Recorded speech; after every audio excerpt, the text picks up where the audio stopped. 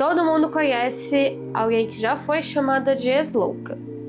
Se você não conhece ninguém, parabéns, você é ex-louca.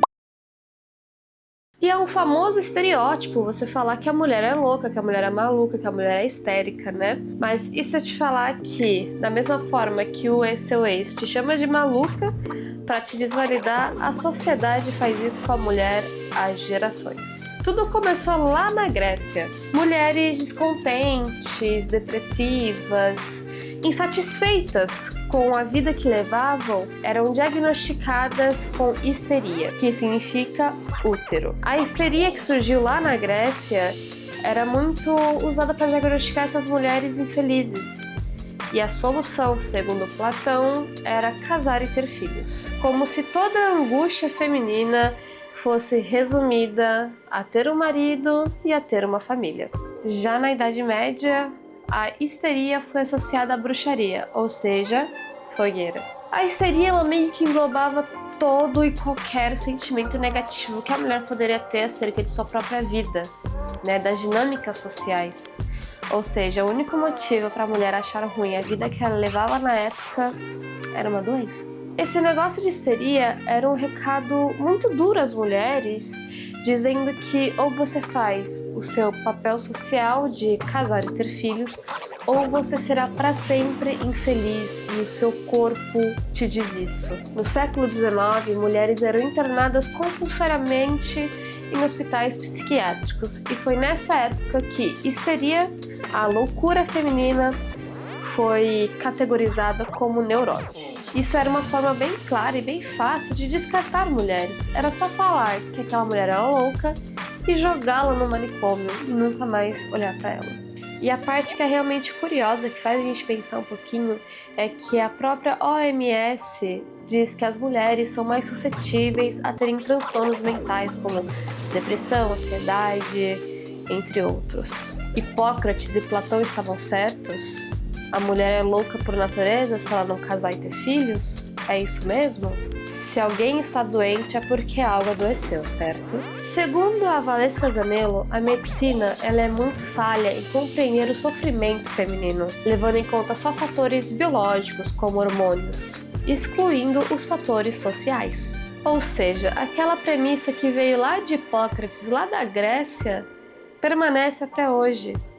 Se a mulher tem mais transtornos mentais, se a mulher é mais estressada, a culpa é dos hormônios e não da sociedade. A psicoterapeuta e autora Phyllis Chesler tem um livro chamado Mulheres e a Loucura, onde ela deixa claro que a estrutura patriarcal é o que realmente adoece as mulheres. Na área profissional, as mulheres se esforçam mais, trabalham mais, para ter minimamente o mesmo reconhecimento que um homem teria se esforçando e fazendo menos. Sem falar que as mulheres sofrem uma pressão constante em serem mães perfeitas, esposas perfeitas, filhas perfeitas. E as funções de cuidado dentro de uma família sempre recaem em cima da mulher, seja com os filhos ou com os pais. Quantas mulheres você não conhece que acaba cuidando do sogro, da sogra doente, porque o marido não sabe fazer isso? Então é toda uma estrutura feita para enlouquecer e exaurir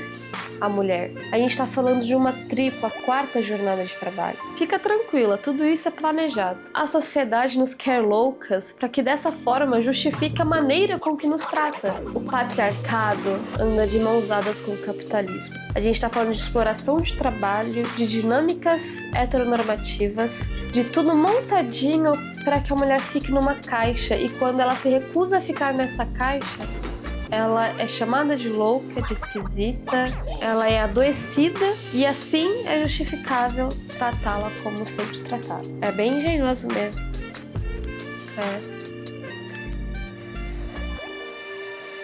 Até dá uma impressão de que a gente não vai sair daqui, né? Que a gente vai permanecer sendo adoecidas e chamadas de loucas. Parece que nunca vai ter fim. Caramba, não tava no roteiro essa parte triste. A jornalista e autora Daniela Arbex, de Holocausto Brasileiro, nos conta sobre as internações compulsórias de mulheres no Hospital Psiquiátrico de Barbacena, lá no século XX. Elas eram simplesmente internadas, jogadas lá, se tivessem engravidado de homem casado, se tivessem perdido a virgindade antes de casar, se os maridos só se cansassem delas, se fossem velhas demais. Qualquer mínimo motivo para descartar uma mulher, ela era internada, chamada de louca. O que abre brecha para abusos e violências inimagináveis.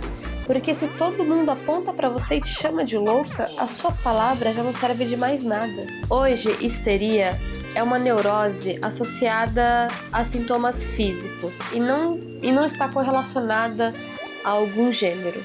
Mas isso não quer dizer que a visão da sociedade tenha mudado de fato. Ainda hoje, é muito comum sermos taxadas de histéricas. É uma forma de desvalidar o que a gente sente. Em algum momento da sua vida, infelizmente eu sei que você já foi chamada de louca. E é muito comum uma mulher ser tão chamada de louca, mas tão chamada de louca, que ela começa a acreditar nisso. Primeiramente, você não é louca. Não é porque um homem te disse isso que seja verdade. E segundamente, se você estiver com algum tipo de transtorno mental, eu te digo, além de buscar ajuda, entenda que muitas vezes o fator é social. Infelizmente é isso. Muita coisa que a gente acha que é individual, um ex chamar de louca, um tio, um familiar chamar de maluca, um suposto amigo chamar de louca, a gente acha que é muito individual, que é da nossa realidade, mas não, isso acontece com todas as mulheres. Eu acho que eu não conheci uma mulher que não foi chamada de louca. Então saiba que não, você não é louca. E te chamar assim é uma forma muito maldosa de desvalidar o que você está sentindo ou desvalidar os seus argumentos. Sempre tenha em consciência que os seus sentimentos, a sua linha de raciocínio, ela é válida e ninguém pode tirar isso de você. Parece fácil e muito simplório te falar apenas não aceite ser chamada de louca, mas eu acho que todo esse vídeo, a parte histórica e as correlações com os dias de hoje servem para dizer exatamente isso. Não aceite ser chamada de louca. É uma ferramenta utilizada há milhares de anos contra as mulheres.